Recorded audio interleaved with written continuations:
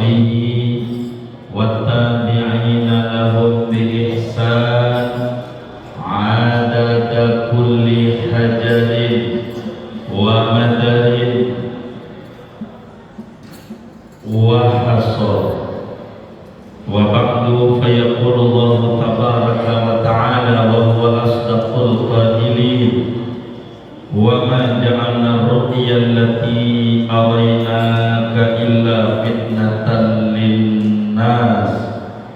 Shadaqallah wa ballagha Rasulullah sallallahu alaihi wasallam. Hadratil mukarramin wal muhtaramin, para alim ulama, para asatid wal asatidah, segenap para kesepuhan, tokoh masyarakat, tokoh lingkungan, aparatur pemerintahan yang hadir, wabil khusus segenap pembina, pengawas dan pengurus yayasan serta DKM Masjid Jami Al-Iftitah. Hadir di tengah-tengah kita Bapak Dr. Andes Haji Wawas, Bapak Dr. Andes Haji Sa'aroni, Bapak Dr. Haji Teguh Saiful Bahri, Bapak Insinyur Haji Landung Mintoharjo MM, juga Ketua DKM kita Ustaz Haji Abdul Razak, Bapak RW, Bapak RT yang hadir. Kita berdoa bersama untuk semua kesepuhan kita, tokoh masyarakat kita, mudah-mudahan semuanya diberi sehat walafiat, dimudahkan urusan dunia dan akhiratnya, sehingga membimbing mengayomi kita bersama. Amin ya rabbal alamin.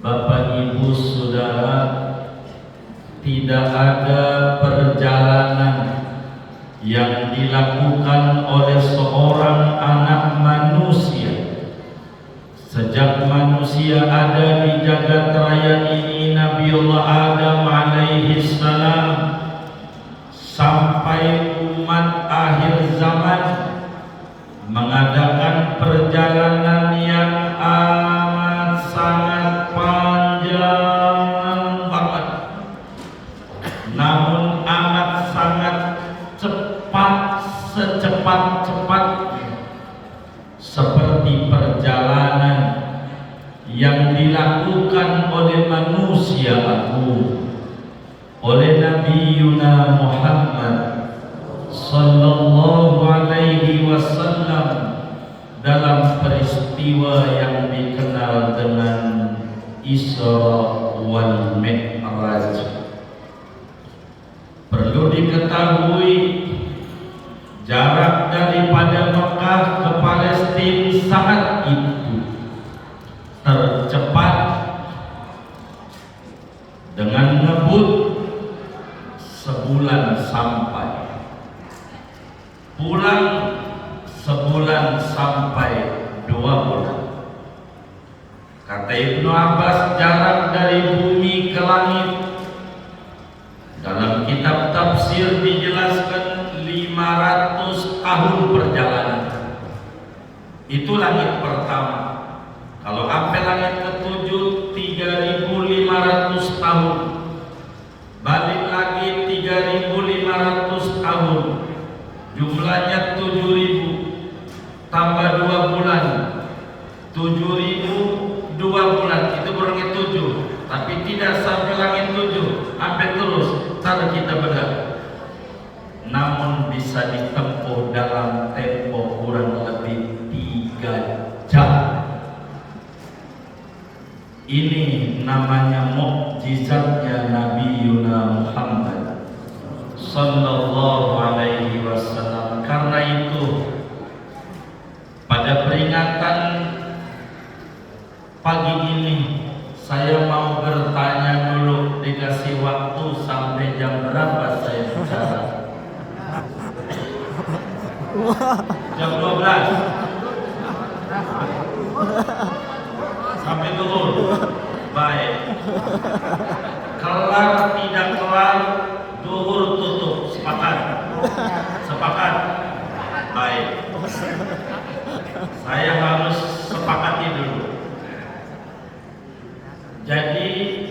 Yang pertama saya buat kerangka. Apa definisi Isra dalam terminologi maupun etimologi? Apa definisi Mi'raj di dalam etimologi maupun terminologi agama? Lalu kapan terjadinya Isra Mi'raj ini? Lalu apa hukum meyakini kejadian ini? Lalu apa hikmah daripada Isra Mi'raj ini?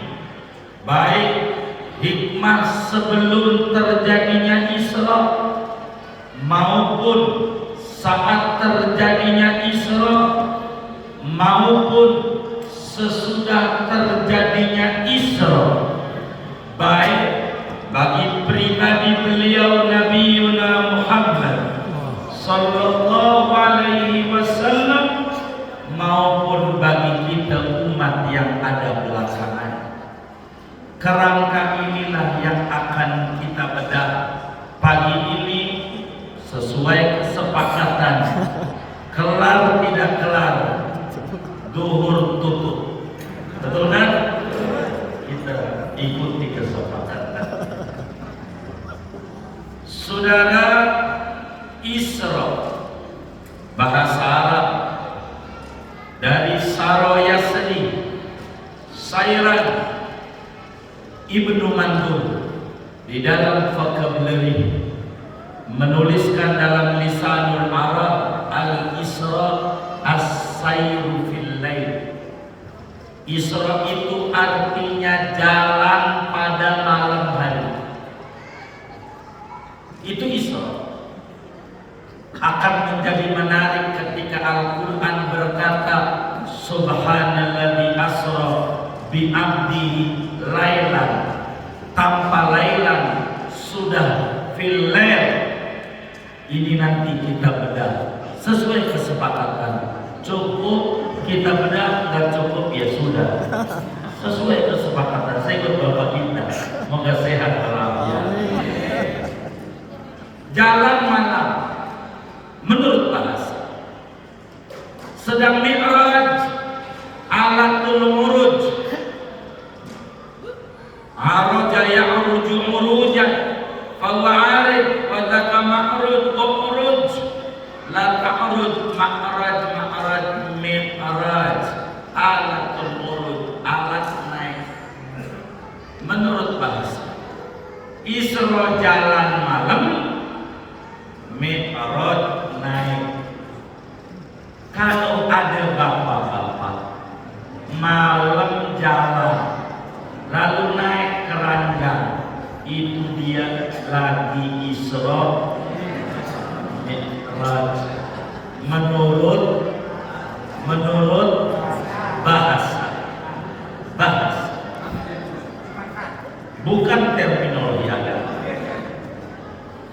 Namun Isra dalam terminologi agama sebagaimana dituliskan oleh Al-Imam Muhammad Amin Al-Qurdi An-Naqsabandi di dalam kitabnya Tanwirul Qulub fi Mu'amalati Alamil Ghuyub. Al-Isra huwa sayrul Mustafa sallallahu alaihi wasallam fi juz'in minal lail minal masjidil haram ilal masjidil aqsa. Faman angkar bil isra'i fahuwa kafir kharijun anil Islam. Saudara, Isra itu artinya perjalanan yang dilakukan oleh Nabi besar Muhammad sallallahu alaihi wasallam pada secuil malam. Kata orang Betawi sepetet. Dari Mekah menuju Palestina, dari Masjidil Haram Masjidil Aqsa. Siapa yang ingkar, tidak percaya terjadinya Isra-nya Nabi Muhammad sallallahu alaihi wasallam, maka detik itu juga itu orang keluar dari Islam. Na'udzubillah min dzalik. Kenapa? Karena dia mengingkari Al-Quran surat Isra ayat 1 dia coret. Kalau dia tak percaya. Namun Mi'raj dalam terminologi agama adalah urujuhu sallallahu alaihi wasallam fi tilkal lailah minal masjidil aqsa ila samawatil ula hatta yara rabbahu jalla wa ala min ghairi kaifin walam hisar bi'ainai roks.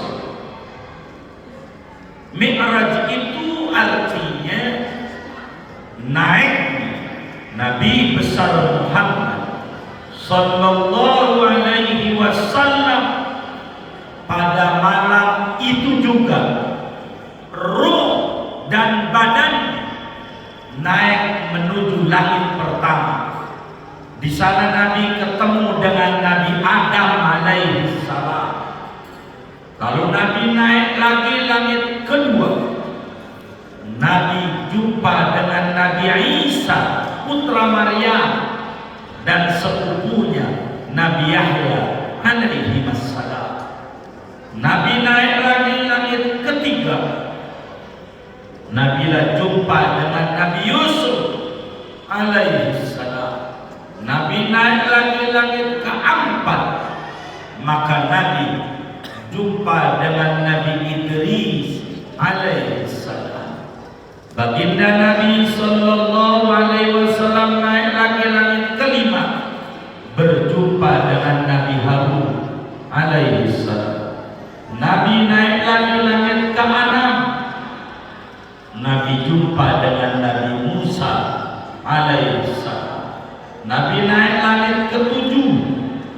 Nabi jumpa dengan Nabi Ibrahim alaihi salam.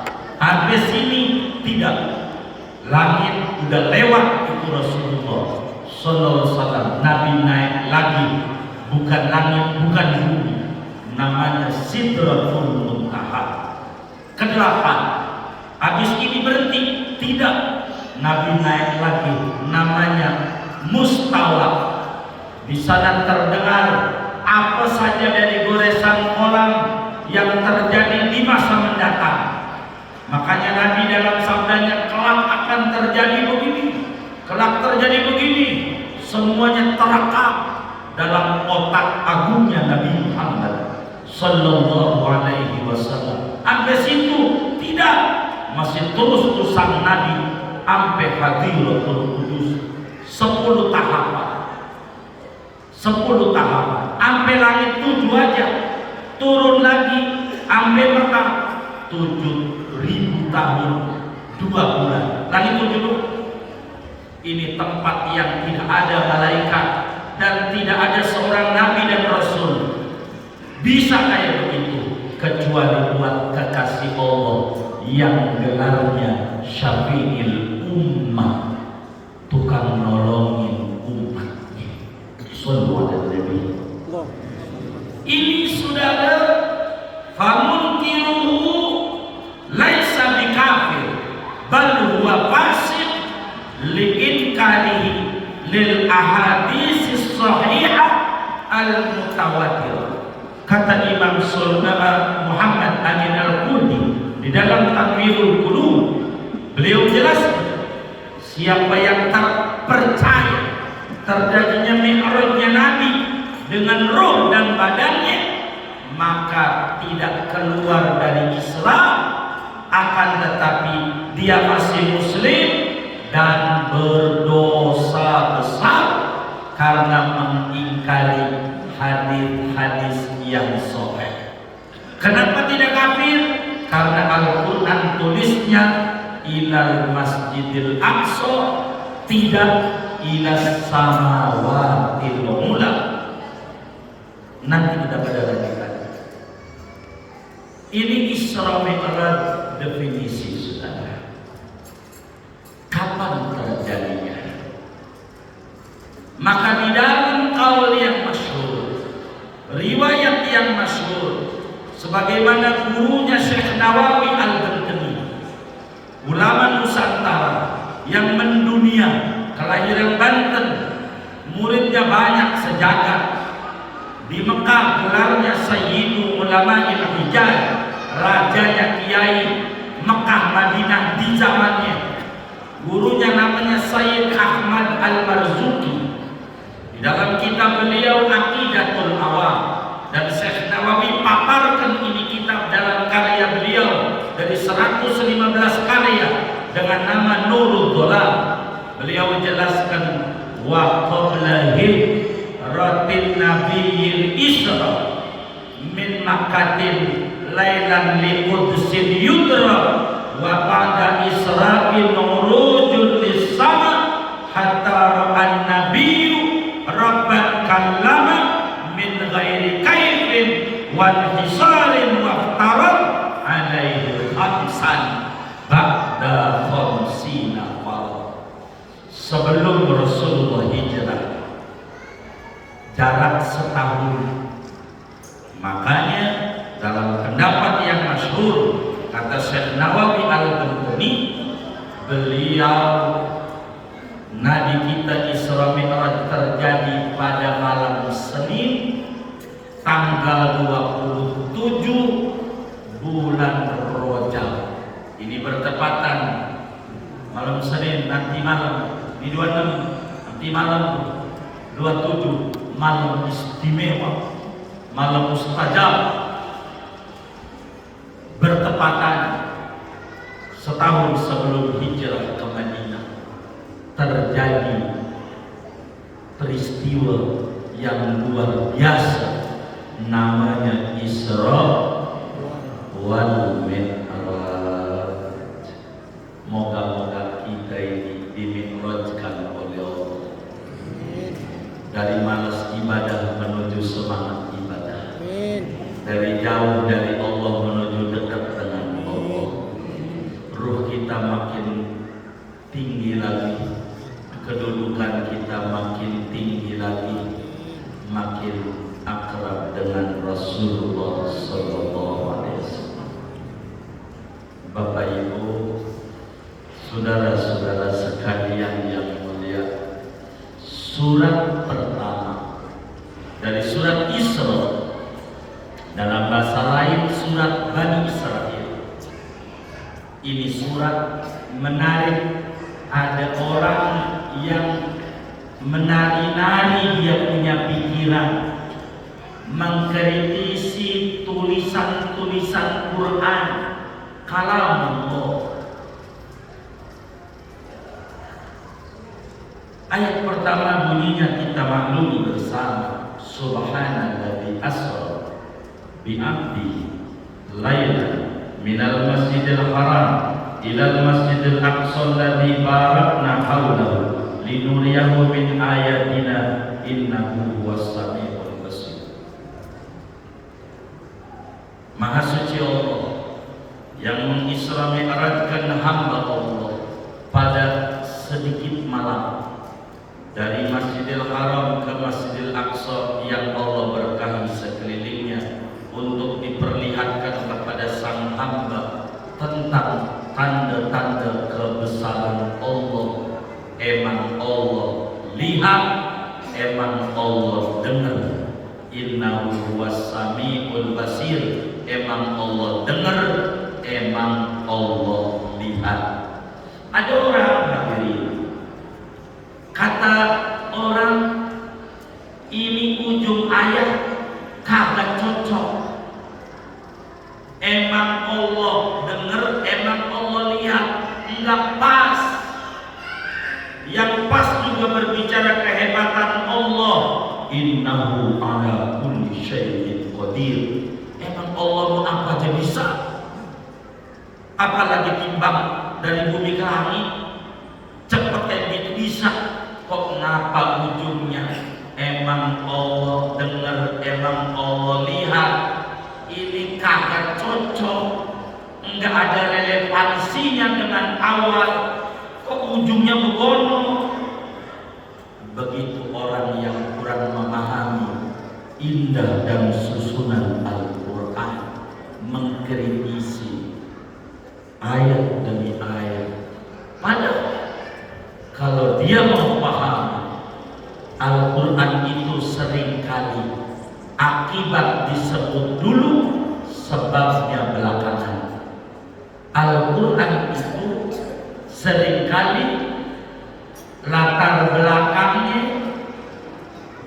belakangan, konklusinya duluan.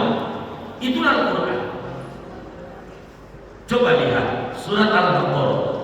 Idh qala Musa liqaumi ya qaumi innallaha ya'murukum an tadhbahu baqarah. Hei masyarakat, ente potong sapi betina. Kenapa ujung-ujung Musa suruh potong sapi betina? Kagak, ada urutannya. Pada ayat kesekiannya akan ketemu sababnya. Wa in qataltum nafsan fadartum fiha. Sebabnya di belakang, akibatnya duluan. Ini indahnya. Maka innahu wasamiul basir. Emang Allah dengar, emang Allah lihat. Ada apa ini? Saudara, kita pahami dulu kenapa terjadi Isra Mi'raj. Ada apa ini? Ini yang kita perlu mengerti, Bapak dan Ibu. Sebelumnya Nabi besar Muhammad Sallallahu Alaihi Wasallam di antara paman yang sayang banget sama Nabi, backup Nabi mati-matian, siap jaga Nabi, kagak boleh ada yang nyolek Nabi.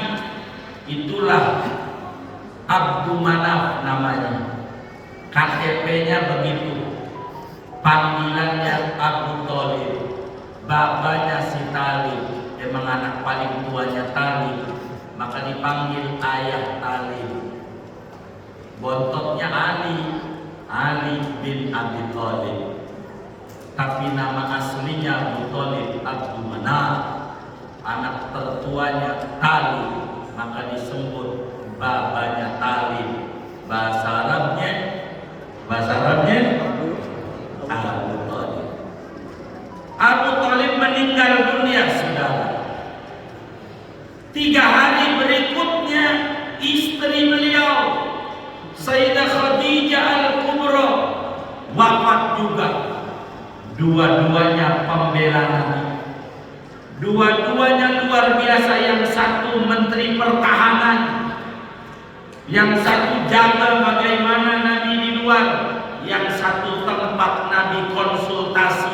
Kalau ada pusing di luar, ngobrol sama bini, hilang pusingnya. Itu Siti Khadijah hebatnya. Enggak kayak orang-orang pondok benda, lagi puyeng di luar, bisnis kagak gol, pulang. Kenapa lu busuk bang? Aduh, gagal. Emang dasar lu gembleng. Ada nggak yang hadir yang diomelin bini? Ada. Saya curiga bagian gini. Siti Khadijah nggak begitu, luar biasa. Ama Nabi bagaimana memberikan masukan. Tapi saya bukan pada kapasitas menceritakan peri kehidupan Siti Khadijah.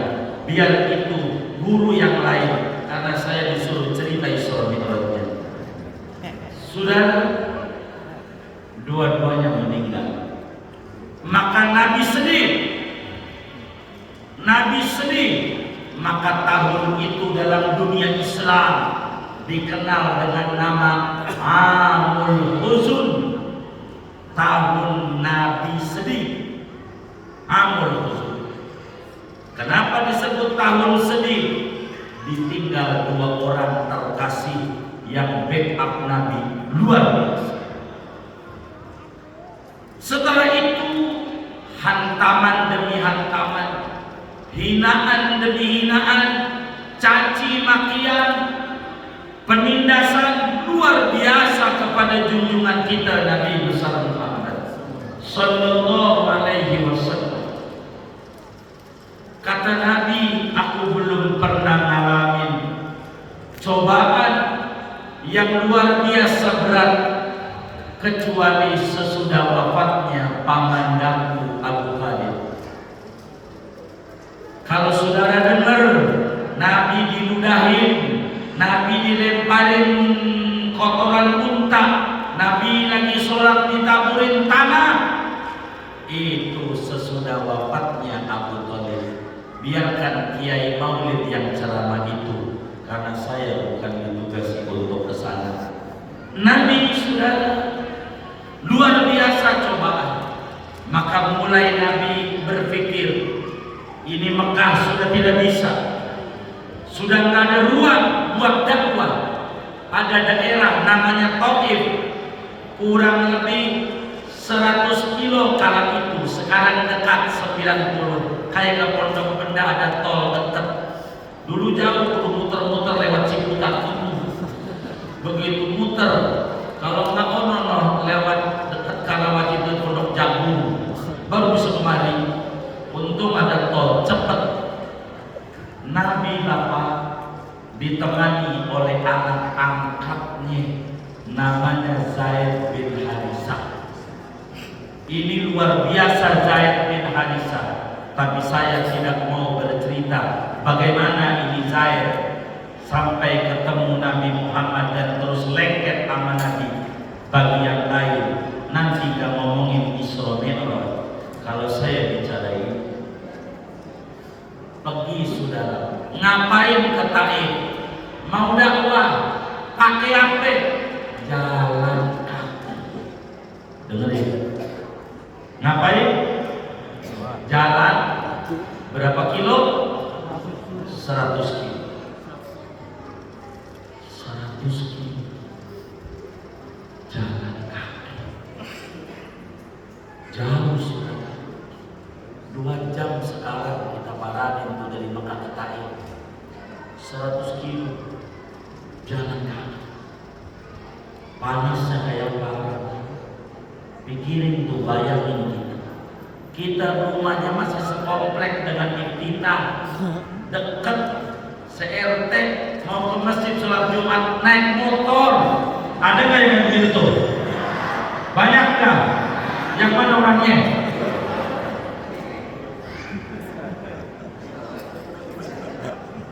Jalan Nabi kita jalan, ditemani Zaid bin Harisah. Nyampe Taif, bocor kedatangan Nabi, udah kena agen CIA, bin bocor kedatangan Rasulullah ke Taif.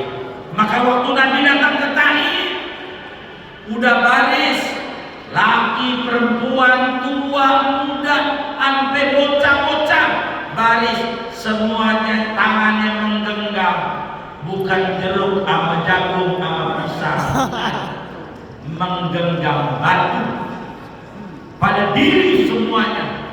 Bocah, tua, muda di jalanan nunggu komando daripada orang sakit. Lempari itu Muhammad, dilempari batu. Bayangin kalau kita digituin sudah. Itu Zaid bin Harisah begini, sampai dia muterin badannya, bocor kepalanya. Bocor, Nabi bercucuran darah, tidak bisa masuk Taif, tidak bisa, karena enggak bisa untuk dakwah ke Taif. Cerita ini panjang, tapi saya tidak pada bagian ini nanti. Bocor ini bagaimana ini Malaikatul Jibal menawarkan kepada Nabi. Intinya saya mau dongengnya, Nabi balik lagi karena tidak bisa masuk Taif. Lalu kemudian Nabi duduk di bawah kebun anggur milik daripada Syaibah bin Rabi'ah dan Utbah bin Rabi'ah. Punya kebun anggur, lagi panen-panennya. Nabi duduk di situ, lalu Nabi doa. Ditulis oleh Ibnu Hisham di dalam sejarah terotentik dari seluruh sejarah tentang Rasulullah Sallallahu Alaihi Wasallam. Namanya Sirah Ibnu Hisham.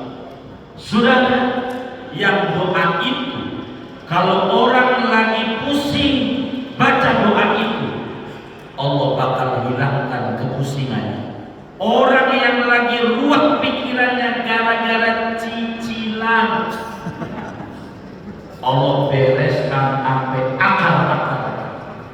Orang yang lagi sedih, Allah hilangkan kesedihannya bila membaca doaun ajib alladzi da'a bihi habibuna Muhammad sallallahu alaihi wasallam tahta syajaratil ainab fi bustani Utbah bin Rabi'ah.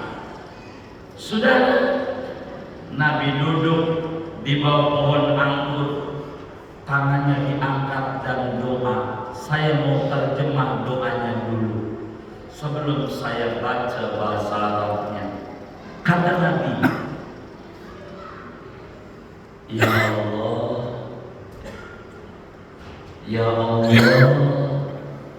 hanya kepadamu aku mengadu, enggak sama yang lain. Sama Kau aja ya Allah aku mengadu tentang lemahnya kemampuanku, sedikitnya siasat dakwahku, hinanya aku di mata orang-orang. Ya Allah, Tuhan yang Maha Pengasih Penyayang, Engkau penolong orang-orang yang tertindas.